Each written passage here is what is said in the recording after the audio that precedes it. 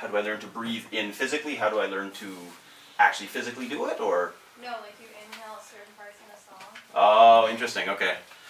You know what? It's an interesting thing. It's something I think all musicians struggle with, because one thing I work on with my students, like moving when you play and breathing when you play is a really good thing.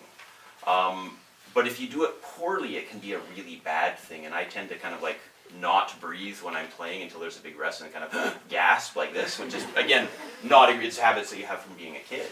And so one of the things that I work on when I'm teaching is to try to find ways to move and breathe which help you as you play, right? I mean, if you're a singer, it's something you do from the very beginning, right? From the age of 6, if you're learning to sing, you learn how to breathe. Because after you breathe, and then you sing. And it's natural. Whereas for musicians, we tend to kind of forget that, and we kind of practice all this stuff, and then forget where we need to breathe. We forget where the music needs to breathe. So I think it's something that's definitely important to work on. If I've learned it, I'm not sure. I'll tell you in 20 years, maybe.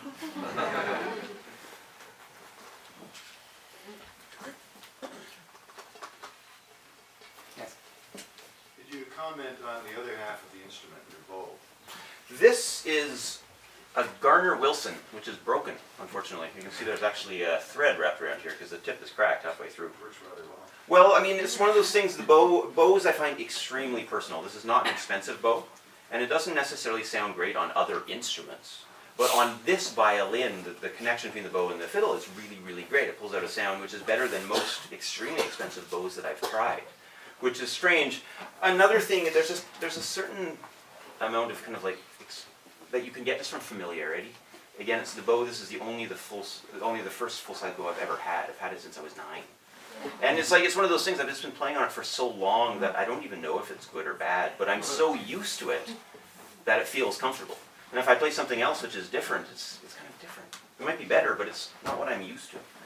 And so between an instrument or a bow and a player, there's so much that has to do with how comfortable you feel playing it, how it fits your voice, not necessarily which is better or which is worse.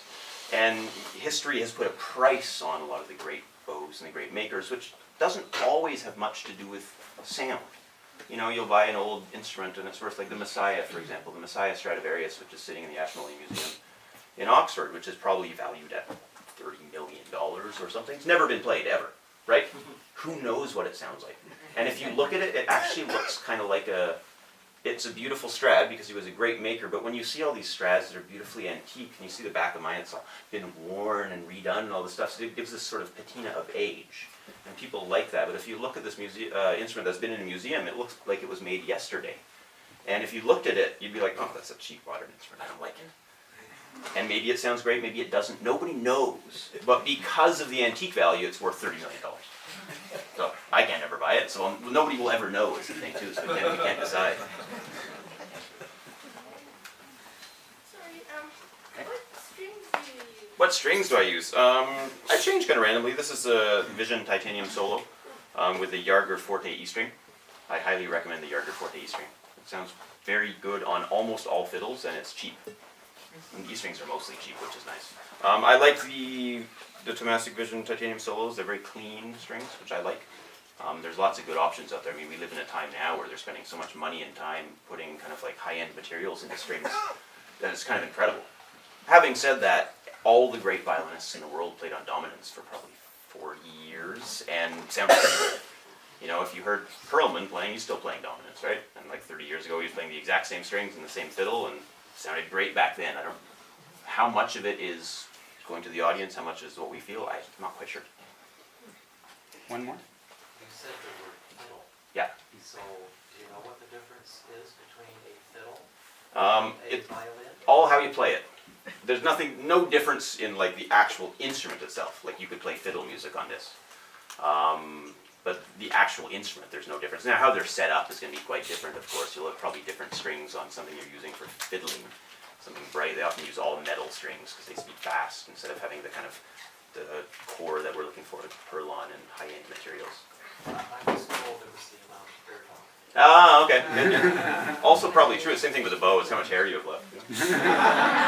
One more here. What was the first song you ever played? You know, I did Suzuki, so I'm sure it was Twinkle. Sure it was Twinkle. You know, I remember Hunter's chorus really well. I don't know why. I don't remember any of the early Twinkle books, but I really remember Hunter's chorus clearly. I must have played it a lot. Maybe it was my go-to piece when I was a kid. Like, Anything else? In the back? To the I back. was just wondering, how do the pieces that you play today compare to something, technically speaking, something like Paganini or something comparable to that? I mean, everything is difficult. That's the joy of playing the violin. Nothing's easy. What sort of Paganini? I mean, these are as hard as many Paganini things. Like the pieces? Yeah, I mean, different. The thing about each Paganini Caprice tends to have one or two really difficult things. If you happen to be good at that one thing, you probably play that Caprice really well. If you happen not to be, you probably don't play it, or at least not in public. And I mean, because the etudes, they were etudes, right? They were kind of showing off. So each one is showing off one sort of technical thing until you get to number 24, which combines everything.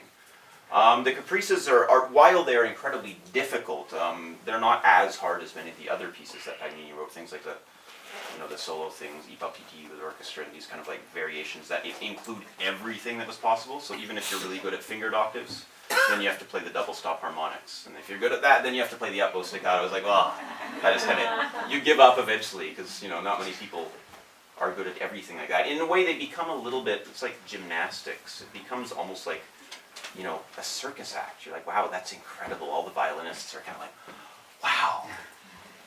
Other people, less so. Right? I mean, because it's very impressive to see somebody play up bow staccato really fast. But beyond that, I'm not sure how well it fits in with pieces of music, which is why I think that Paganini tend to be shorter like this, right? Because it's hard to incorporate a whole bunch of up bow staccato into a concerto or something, because you just need more. You need more to fill it out. Do you still have time for chamber music? Yes, yeah, regularly. I have a regular string quartet with 2 members of Montreal Symphony and our associate principal violist here in Toronto, Eric Nellen. And something that I love doing. And I find one of the things that drew me to Toronto was that Peter Rungen, of course, was a quartet violinist, and the way he approaches conducting is very much chamber music. He expects us to listen, not just to follow, but to listen to what's going on and pretend we're playing as if we're in a quartet, that we listen, that we go with our colleagues. And that's something that appeals to me, the idea of orchestra just as a big string quartet.